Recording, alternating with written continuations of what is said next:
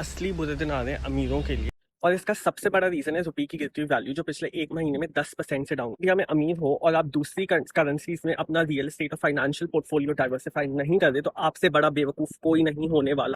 लो जी, मोदी जी ने कर दिया अनाउंसमेंट कि गोल्ड कम बाय करो, कार पूलिंग करो, फ्यूल बचाओ, ये वो। ऐसे अनाउंसमेंट पहले हुई थी 1967 में इंदिरा गांधी से, जब इंडिया में सबसे बड़ा फैमाइन यानी कि सूखा पड़ा था और लाखों लोग मारे गए थे।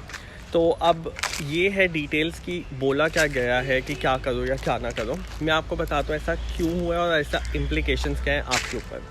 तो सबसे पहले ऐसा हुआ है रुपये की गिरती हुई वैल्यू के कारण। लोग सोच रहे होंगे कि ऐसा हुआ है क्रूड ऑयल की वजह से, जो एक रीज़न है, बट लोग नहीं देख रहे कि $1 100 पे पहुँच गए, जो लाइफ में कभी नहीं हुआ है।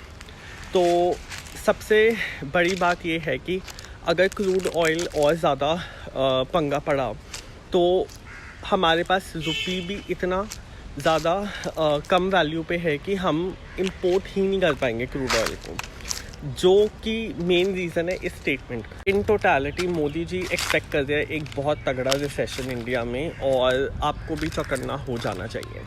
लोगों को लग रहा होगा कि मिडिल क्लास और गरीब लोग इस रिसेशन में सबसे भारी मरेंगे। ऐसा बिल्कुल नहीं है। जो लोग अमीर हैं, जिनके पास बहुत पैसा है, उनकी बैंड बचने वाली है।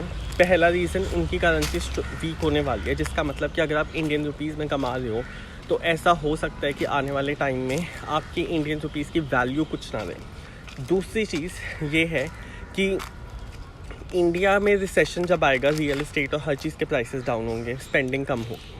तो अमीर अगर आप हो, आपके लिए और भी खतरे वाली बात है।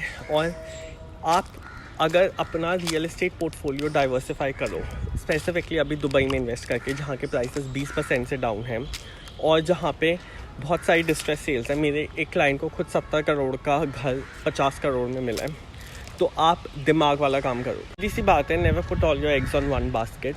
एंड स्पेसिफिकली जब इतना तगड़ा रिसेशन चल रहा है, पूरे वर्ल्ड की हालात बुरे हैं इस पॉइंट ऑफ टाइम पे। ऐसा नहीं है कि खाली इंडिया के हैं, but it is very important कि आप एक सेफर मार्केट में पैसा लगाइए। दुबई पे इतने अटैक्स हुए, फिर भी उनकी करेंसी डाउन नहीं गई यूएस हेजिंग की वजह से।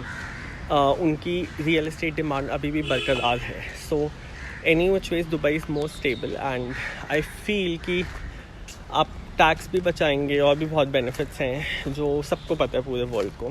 तो if you want to take a benefit out of it, मेरे साथ कॉल पे आइए। I will explain how Dubai is gonna save and foster your money for in the long run, and let's get you started.